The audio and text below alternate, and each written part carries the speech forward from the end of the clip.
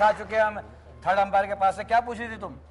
मैं ये पूछ रही थी कि जो हमारे लड़के हैं पाकिस्तान के, ठीक है, इंडिया जाके ज्यादा हिट हो जाते हैं, क्या इनको यहाँ पे प्लेटफॉर्म नहीं मिलता? बात है कि प्लेटफॉर्म भी बड़ा है, नो डाउट, और वो इंटरनेशनल मार्केट में बहुत आगे हमसे, ठीक है ना। मुकाबला हमारा उनसे कोई नहीं। अगर बराबर का मुल्क होता, बराबर के लोग होते, बराबर की जगह होती, तो हम मुकाबला करते। देखिए यहाँ टैलेंट की कमी नहीं है, और बहुत टैलेंटेड फनकार यहाँ पे मौजूद है। बस एक दफा उनको चांस मिलना चाहिए एक अच्छी जगह पे। एक ऐसे सिंगर को बुलवाते हैं जिन्होंने बहुत पाकिस्तान में पहले प्रूव किया, फिर हिंदुस्तान में जाके प्रूव किया, और हिंदुस्तान में भी एक फिल्म भी बनाई थी उन्होंने अपने जाती।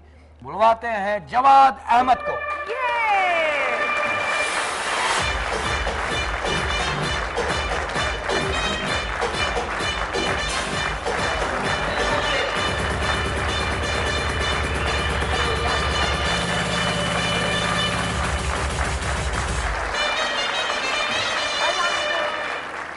खुश आमदीद। बहुत शुक्रिया जी। आपसे पहला सवाल ये करूंगा कि आप हिंदुस्तान और पाकिस्तान के दरमियान एक पुल का काम कर रहे हैं। हाँ जी। ब्रिज का काम कर रहा है। फनकार खिलाड़ी यही कर सकते हैं। हाँ जी। डॉक्टर अदीब शायर यही कर सकते हैं कि ब्रिज बन जाए, और जो दोनों देशों में एक टेंशन है, एक थोड़ी सी खलिश है, उसको दूर करें जी। तो वो आप काम आपने किया। आपने एक फिल्म बनाई, क्या नाम था फिल्म का? विरसा। विरसा। तजर्बा कैसा रहा? शकील साहब, बात यह है कि पहली तो आपने जो बात कर दी है ना, बड़ी इंपॉर्टेंट है कि पाकिस्तान और इंडिया हम लड़ने के लिए नहीं बैठे हुए एक दूसरे से। पड़ोसी से लड़ा नहीं जा सकता। पड़ोसी से तो वैसे ही नहीं, उसके तो हकूक इतने ज्यादा होते हैं, और आपके हकूक भी होते हैं, फराइज भी होते हैं। हमारे मजहब में सबसे ज्यादा है। बिल्कुल। तो अब इस सूरत हाल में जो लोग इंडिया के साथ काम कर रहे हैं ना, मैं समझता हूँ कि लोगों को समझना चाहिए कि ये कितना इंपॉर्टेंट काम है। आपकी पूरी इंडस्ट्री जो है, अगर अकेले काम नहीं कर सक रही, जो कि नजर आ रहा है, हमेशा वो चीज़ होती है जो हो सकती है, और वो चीज़ नहीं होती जो नहीं हो सकती। तो मतलब ये सिंपल सा ये हकीकत नज़र आ रही है कि फिल्म इंडस्ट्री यहाँ खुद नहीं चल सकती। अब या तो आप इस तरह की फिल्म बना सकते हैं जो कि नीश सिनेमा है, जैसे शोएब मंसूर साहब बड़ी अच्छी चीज़ें करते हैं कई दफ़ा, लेकिन वो करते हैं 5 साल में एक दफ़ा, 4 साल में एक दफ़ा, और वो होता भी बस एक ख़ास सब्जेक्ट है। और फिर वो इस तरह की फिल्म पाकिस्तान से चंद करोड़ रुपये कमा लेती है, और इंडिया से जाके 1-1.5 करोड़ रुपया कमा लेती है, वहाँ लग के बाहर जाके कुछ कमा लेती है। तो आपको पता है कि हम फिर भी किससे कम्पीट कर रहे हैं? हम उस जाइंट इंडस्ट्री से कम्पीट कर रहे हैं जहाँ की जो बी क्लास मूवी भी जो होती है वो 10 करोड़ इंडियन से स्टार्ट होती है। अब दूसरी बात क्या है कि आपके साथ एक मुल्क बैठा हुआ है जो वही जुबान बोलता है जो आप बोलते हैं, और इसीलिए वो आपकी इंडस्ट्री को मार भी रहे हैं। जब पाकिस्तानी आर्टिस्ट काम करेगा, पाकिस्तानी सिंगर गाना गाएगा, उसके अंदर पाकिस्तानी प्रोड्यूसर के भी पैसे लगे होंगे, और उसके पैसे वापस भी आ रहे होंगे। हाँ जी। पाकिस्तानियत का मतलब ये नहीं कि पाकिस्तान में बैठ के आप शोर करो हम पाकिस्तानी हैं। पाकिस्तानी का मतलब ये है कि पिच किसी का हो, ग्राउंड किसी का हो, और पाकिस्तानी खेल, पाकिस्तान जीत रहा हो। बिल्कुल ऐसा है, ये बात होनी चाहिए। अगर इंडस्ट्री के पास कोई सबसे अच्छा तरीका कोई हो सकता है, और लोगों को खास तौर पर मीडिया, मैं समझता हूँ मीडिया की बहुत बड़ी गलती है, कोई ये समझ नहीं रहा और इस बात को प्रोजेक्ट नहीं कर रहा कि लोग मिलके काम करें उसके साथ, इस मुल्क के साथ, हिंदुस्तान के साथ, और मिलके इकट्ठी फिल्म बनाएं।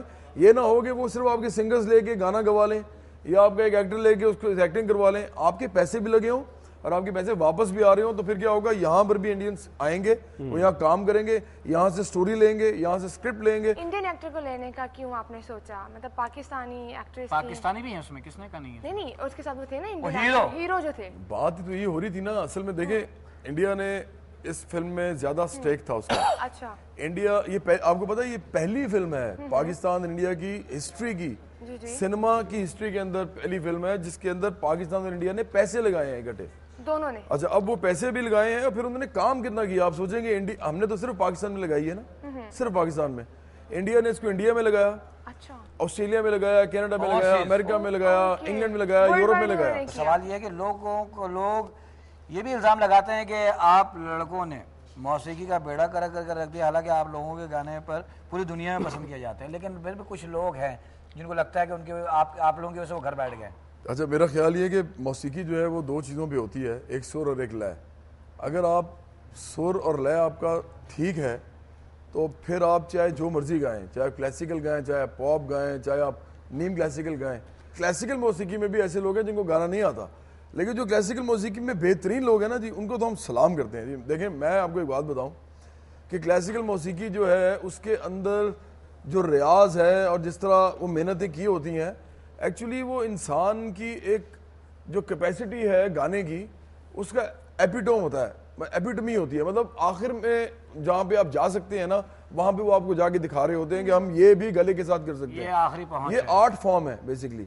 तो आर्ट फॉर्म जो होती है उसके साथ तो कोई मुकाबला ही नहीं है ना जी, हम तो उसको सलाम करते हैं। लेकिन एक बात मैं आपको बताऊं, वो बड़ी इंपॉर्टेंट है इस मामले में, वो ये कि हमारे मौसीकी के अंदर कुछ चीज़ें ऐसी हैं जो नहीं होनी चाहिए थी, जो पॉपुलर भी हो गई। क्या? हमारी इंडस्ट्री के अंदर जिस तरह के गाने इस वक्त गाए जा रहे हैं ना, फिल्म इंडस्ट्री के अंदर, मैं आपको बताऊं कि उनको कभी जिंदगी में ये ख्याल ना आता कि हम इस तरह के गाने ये बनाएं। गाना अच्छा है, मुन्नी बदनाम हुई। मैं वही तो कह रहा हूँ आपके, वो भी इंडस्ट्री जो है वो भी जो कर रही है। मैं समझता हूँ कि ये जो सवाल आया ना, ये बेसिकली पाकिस्तान में पॉप म्यूजिक से एंटर हुआ है। पॉप म्यूजिक में इस तरह के गाने लिखे गए, इस तरह के गाने गाए गए, जो कि इंसान खुद तो एंजॉय कर लेता है लेकिन अपने बच्ची को गाने नहीं देगा, उसके लफ्ज इस तरह के लगते हैं उसको। उससे क्या हुआ कि इंसान लोगों को ये तमीज़ ख़त्म हो गई कि अगर कोई आदमी जो है वो बुरे लफ्ज गा रहा है ना, तो वो एक्चुअली जो उसके अंदर है वही बाहर निकाल रहा है। लेकिन लोगों को समझ नहीं आती, वो फर्क नहीं समझ सकते। आप ये नहीं समझते कि जो आजकल की पब्लिक है वो गाने वही पसंद करते जो आसानी से खुद भी गा ले। देखिए उनको ऐसे लगता है, मुझे तो ऐसा लगता है कि जो आसानी से वो खुद गा ले ना, उनको अच्छा लगने लगता है। मैं आसानी और मुश्किल वाली बात नहीं कर रहा, बिल्कुल ठीक कह रहे हैं। मैं बात कर रहा हूँ बेहूदगी की, बेहूदगी नहीं होनी चाहिए। ठीक है। मैं सिर्फ ये कह रहा हूँ कि देखें, जब मैं गाने गाता था ना, वैसे ही मैं एक बैंड में गाता था। जब मैं इंजीनियरिंग यूनिवर्सिटी लाहौर में पढ़ता था, इंजीनियरिंग की डिग्री कर रहा था, तो मैं एक बैंड में गाता था जुपिटर्स में, वैसे ही शुगल में गाता था। तो हम हर किस्म का गाना गा देते थे। मैंने कभी गाना क्रिएट नहीं किया था, कोई भी गाना आता गा देते, अपना नहीं बनाया। लोग एंजॉय करते थे। हाँ जी। उसके बाद मैंने अपना एल्बम जब निकाला, तो आप बिलीव करें शकील साहब, मैंने जब सोचा ना कि मैं क्या गाने गाऊंगा, तो मैंने अपने घर वालों को भी दिखाने कि ये मैं गाने लगाऊं, ये मेरे नाम से जाएगा, और ये खुद भी सोचना। तो मैं कभी जिंदगी में बेहुदा लफ्ज नहीं गा सका। मुझे नहीं समझ आती कि लोग बेहुदा लफ्ज कैसे गा देते हैं। बहुत अच्छा। आपका आइडियल कौन है? ये सिंगर मेरे म्यूजिक नजदीक फील्ड में आप किसके आए? मेहदी हसन साहब, ओके, नूर जहां साहिबा, माशाल्लाह। सलामत अली खान साहब, साफ चाय। तोफैल नियाजी साहब, ये लोग। तो आप वैसे क्यों नहीं बने? आप भी मैं मतलब बांध ही नहीं पजामे सकता कुर्ते में जी। आ जाए। शकील साहब सवाल ही करने, मैंने आपको बताया हम इनको सिर्फ थर्ड हाँ, ये अब है थर्ड अंपायर। पहले हम थर्ड अंपायर के पास आया था, फिर 2-4 सवाल आपसे करेंगे, फिर आपसे शायरी सुनवाएंगे। इनकी शायरी को आप गाने में कैसे ढाल सकते हैं बताइएगा। तो चलते हैं थर्ड अंपायर के पास।